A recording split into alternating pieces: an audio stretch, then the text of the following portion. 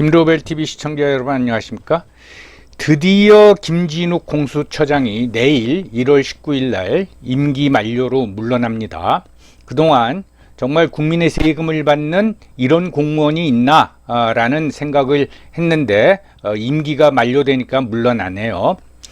제가 2023년 7월 26일 영상에서 공수처 무용론을 올렸습니다. 하는 일도 없으면서 무슨 1년에 예산을 100억 넘게 쓰냐. 아마 지금까지 3년 동안 거의 400억 가까운 예산을 썼을 겁니다.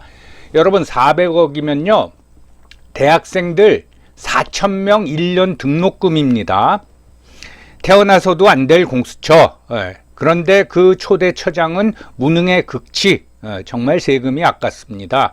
우리는 이렇게 세금을 허비하는 정치권에 대해서 분개를 해야 됩니다.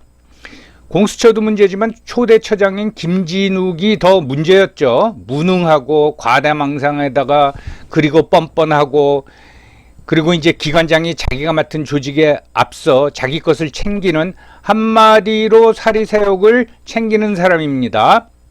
공무를 맡을 자격이 전혀 없고 아주 나쁜 공무원의 전형입니다. 여러분 공무원이 인허가를 빌미로 뇌물을 받는 것만 나쁜 게 아닙니다. 월급만 챙기고 일을 안 하는 무능한 공무원이 나라의 기강을 서서히 무너뜨리는 겁니다. 부패한 공무원은 잡아들여서 처벌하면 되지만 이렇게 무능한 사람이 자리 차지하고 있으면은 그냥 세금만 줄줄 새는 거고 그것이 바로 나라가 무너지는 과정이라고 할 수 있습니다. 제가 특정인을 잘 비판하지 않습니다. 이재명 대표는 비판을 했고 그리고 우리의 판단력을 흐리게 하는 어떤 박지원, 김용옥 같은 관종들을 비판했지만은 특정인을 비판하지 않는데 오늘은 왜 비판을 넘어서 김진욱 처장이 비난을 받아야 하는 거에 대해서 말씀드리겠습니다. 김진욱 처장이 임기 만료로 간다고 하니까 국민들이 잘 가라고 떼창하는 영상을 한번 보시겠습니다. 잘 가세요. 인사만 했었네.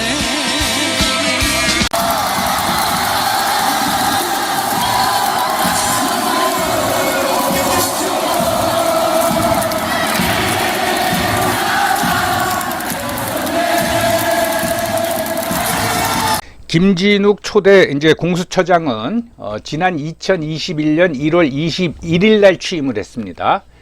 그리고 2024년 1월 19일 날 퇴임을 하는데 원래 1월 20일까지 해야 되겠지만은 1월 20일이 토요일 휴일이라 보니까 퇴임일이 1월 19일로 정해진 것 같습니다. 1966년생이니까 공수처장에 취임할 때 벌써 이제 50대 후반에 접어들었죠.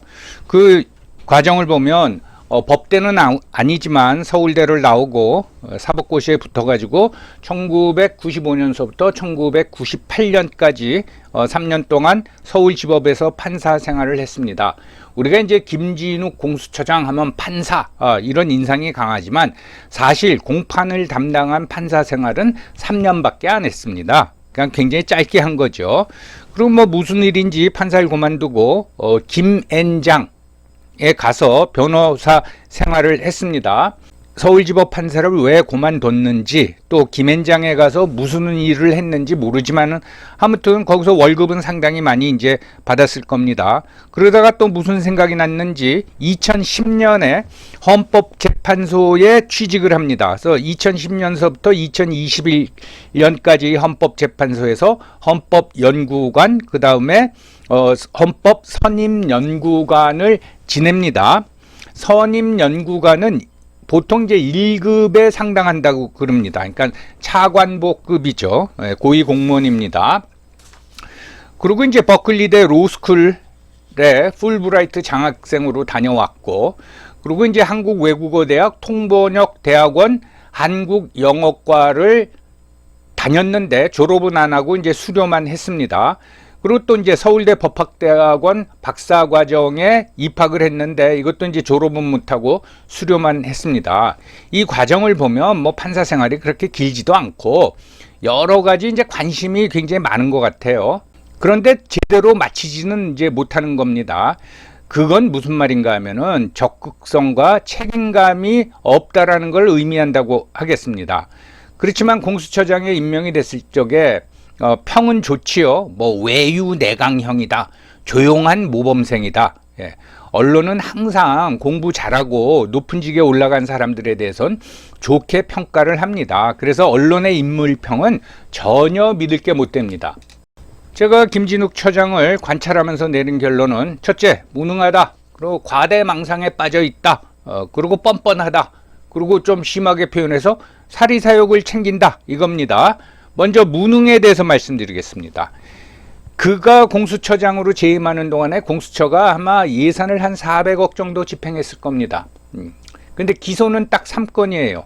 그것도 3개 중에 2개는 무죄로 나왔고 나머지 하나는 아직 재판이 진행 중입니다. 그리고 초기에 임용된 검사 13명 중에서 11명이 고만뒀습니다. 스스로 떠났습니다. 뭐 공수처의 한계를 절감했다. 그런 표현들을 하고 또 한편으로는 처장이 너무 한심하다. 그런 말을 한 사람들도 있습니다. 여러분, 우리도 직장을 떠나는 이유가 조직의 희망이 안 보일 때 또는 직장 상사하고 갈등이 너무 심하고 실망해서 그래서 이제 떠나지 않습니까? 한마디로 말해서 요거 하나만 봐도 김진욱 공수처장은 공수처장을 맡을 능력이 없는 사람입니다. 공수처는 여러분 수사기관입니다. 수사기관. 그런데 판사 경력이 3년밖에 안 되는 사람이 맡을 자리는 아니지요. 사실 초대 공수처장 임용을 선임을 앞두고 여야가 치열하게 싸웠는데 지금의 여당인 국민의힘, 당시는 야당이었죠. 거기서 야, 수사기관에 검사 출신이 와야 된다라고 주장을 했고, 당시 여당이었던 민주당은 다른 사람은 몰라도 검사 출신은 절대로 안 된다. 아마 윤석열 총장한테 뭐 뒤어서 그랬는지. 그래서 결국은 합의가 안 되니까 대한변호사협회에서 그 추천을 한 김진욱 헌법재판소 연구관이 그 임명이 이제 된 겁니다. 그러니까 능력도 안 되는 사람이 그저 정부 부처 장이 되니까 거기에 이제 안달이 나서 덜컥 맡은 거죠. 하기야 지난 정권 때 그런 사람 너무너무 많았죠. 아주 대표적인 게 국회의원입니다. 국회의원의 태반이 그냥 국회의원이란 직이 탐이 나서 난리를 치고 있는 거죠. 그러니까 정치가 개판이 되고 나라가 이제 흔들리고 있는 거죠. 그 다음에 이제 과대망상이 있습니다. 이 사람이 이건 무슨 소리냐 라고 의아해 하실지 모르지만은, 자, 공수처가 출범하고 임용된 검사 13명하고 공수처장이 첫 대면하는 자리에서 뭐라 그랬냐면은 예수 최후의 만찬의 제자들 같다. 야, 참 진짜 대단한 사람입니다. 자기가 예수입니까? 스스로 자기를 예수 반열에 올려놓은 거예요. 그러니까 검사들은 제자들이고 그러면 이제 공수처장인 자기는 뭐가 됩니까? 예수가 되는 거죠. 이 말을 듣는 검사들이 초장부터 어처구니가 없었을 겁니다. 그리고 저는 이 말도 웃기는 게 최후의 만찬에 가룟 유다를 포함해서 12명의 제자가 있었는데 13명이란 숫자는 어디서 나온 건지 모르겠습니다. 그저 아무 말 대잔치 하는 거예요. 그게 이제 과대 망상에 빠져 있는 사람들이 하는 말버릇이죠. 자, 예수의 최후의 만찬 운운한 사람이 제작격인 검사 13명 중에서 11명이 자기 임기 중에 떠났는데 자기는 아무런 성과를 내지 못하면서 끝까지 임기를 채워요. 역시 이제 뭐 전용기사가 딸린 고급 승용차, 젊은 여비서, 법인카드를 이제 즐겼겠죠. 아무 일도 안 하고 그냥 공수처가 월급만 받고 있는데 김진욱 처장이 이제 구설수에 크게 오른 적이 있죠. 그게 뭔가 하면 2023년 공수처 신년회에서 인사말을 하다가 독일 신학자 본회퍼의 서신 또는 시를 인용한 겁니다. 그러면서 뭐 눈물을 흘렸다.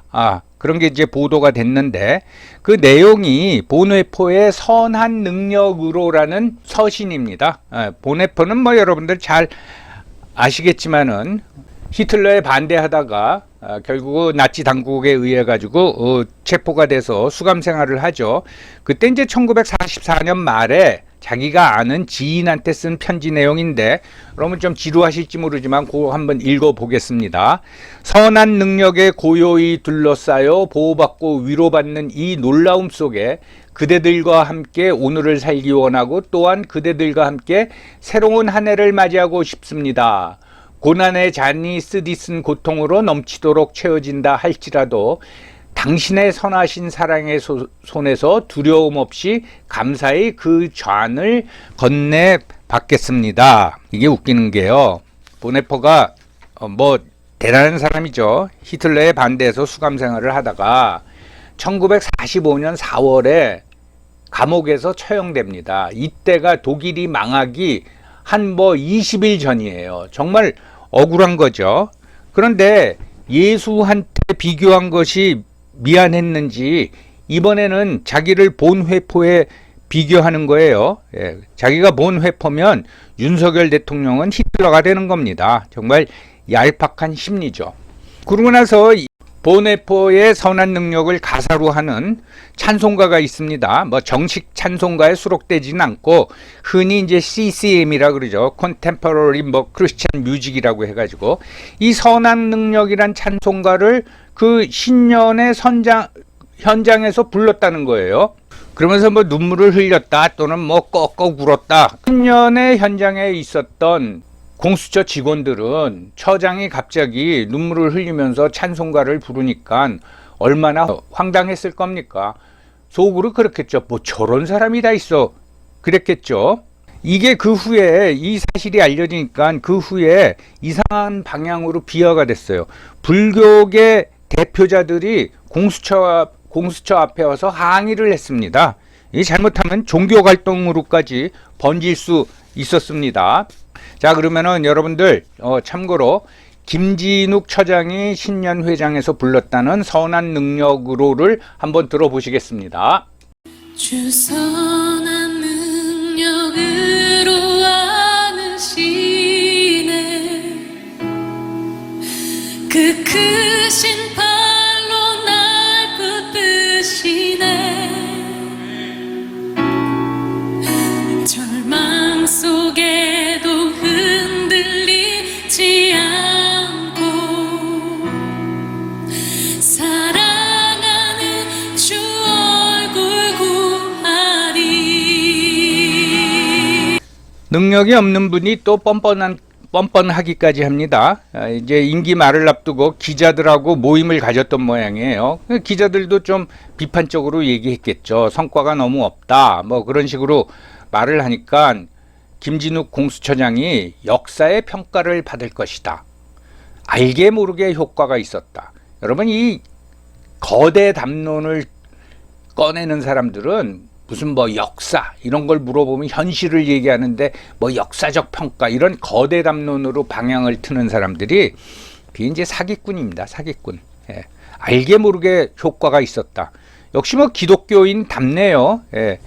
왼손이 하는 일을 오른손이 모르게 하라는 말씀처럼 남이 알아차리지 못하게 공수처가 이랬다는 뜻이죠. 참 개뻥도 정말 뻔뻔합니다. 그리고 이제 사리사욕까지 있어요. 2023년 11월 작년이죠. 그 공수처 차장이 역시 판사 출신인 여운국 차장인데 둘이서 자기 후임 처장 후보에 관해서 논의하는 그 문자 교환이 발각이 됐습니다. 아니, 떠날 사람이 자기 후임에 대해서 무슨 신경을 씁니까? 자기가 임명권자도 아니고 자기와 친한 사람이나 자기에게 유리한 사람을 찾으려고 그랬겠죠. 끝까지 챙깁니다. 그리고 이제 이건 언론에 보도돼서 또 구설수에 오른 게 이번 1월 8일에서 1월 12일 사이에 학회 참석자 영국에 휴가를 다녀왔다고 합니다. 그만두기 일주일 전에 휴가 가는 기관장이 어디 있습니까? 그런데 휴가였기 때문에 경비를 자비로 충당했다고 합니다. 여러분, 이것도 자세히 들여다봐야 됩니다. 조사해 봐야 돼요. 여러분, 기관장이 출장이 아니라 휴가를 가도 출입 입국 과정과 그 현지 체류 기간 동안 차관급 의전은 이제 제공이 됩니다. 제가 이제 예를 하나 들면은 예전에 제가 이제 국회의원과 함께 완전히 사적인 여행을 잠깐 다녀온 적이 있습니다. 그래서 뭐 친구랑 같이 이제 공항에 만나가지고 가려고 했더니 벌써 공항에 항공사 직원이 나와 있어요. 그리고 일단 자기네 귀빈실로 안내를 합니다. 그리고 탑승 수속까지 그 항공사에서 알아서 다 해줘요.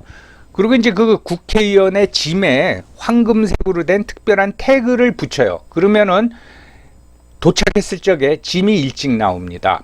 그러니까 의전은 다 챙겨줍니다. 근데 짐이 일찍 나오면 뭐합니까? 내게 늦게 나오니까 뭐 같이 기다릴 수밖에 없었죠. 한마디로 이런 사람은 스스로 그 직을 고사했어야 합니다. 예. 조선시대에도 깜이 안 되는 사람이 왕노릇하고 대신하고 하다가 나라가 망한 거 아닙니까? 좀 길어지지만 한 예를 들겠습니다.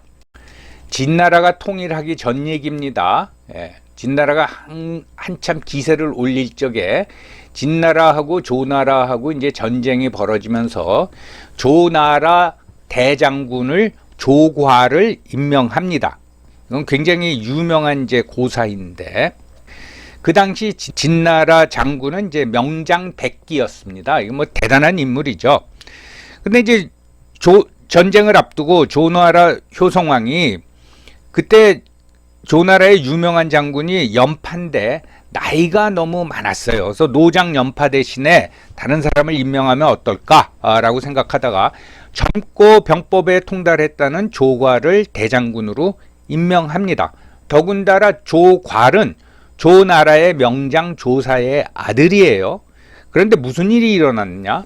조괄의 어머니가 조괄의 대장군 임명은 안 됩니다 라는 상소를 왕한테 올린 거예요.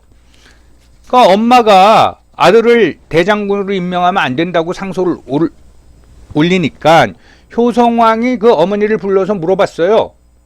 왜 그러냐고. 아들이 대장군이 됐는데. 그랬더니 어머니가 하는 얘기가 조괄은 책으로만 읽은 병법입니다. 아무 현장에서는 아무 쓸데도 없습니다. 그걸 잘 알고 있기 때문에 조괄의 아버지, 그러니까 조나라의 명장 조사도 쟤는 절대로 지휘관으로 써서는 안 된다고 생전에 말씀하셨습니다. 라고 답변하더라는 거예요. 그럼에도 불구하고 효성왕은 조괄을 대장군으로 임명하고 드디어 진나라 백기하고 조나라 조괄하고 붙었는데 진을 잘못 쳤어요. 그래서 백기의 진나라 군대에 포위가 돼가지고 자신도 죽고 자기 휘하 병사 40만 명도 진나라 백기에 의해서 몰살을 당합니다. 조괄 어머니 또 아버지의 판단이 맞은 거죠. 맞지 않을 사람이 있어서도 안 될 그 공수처를 맡음으로써 뭐라 그럽니까? 고위공직자범죄수사처 공수처가 공수처 빈손 부서가 돼버렸다 라는 이제 비아냥을 받게 되는 거죠. 여러분, 제가 최근 영상에서 일본도 사요나라, 중국도 짜이첸, 오늘은 김진욱 처장도 굿바이 이렇게 이제 부정적인 것만 자꾸 올리고 있는데 이러다가 조만간 저도 안녕 대상이 될지 좀 겁이 나네요. 짧게 말하려고 했는데 얘기하다 보니까 여러분 길어졌습니다. 지금까지 시청해 주셔서 감사합니다.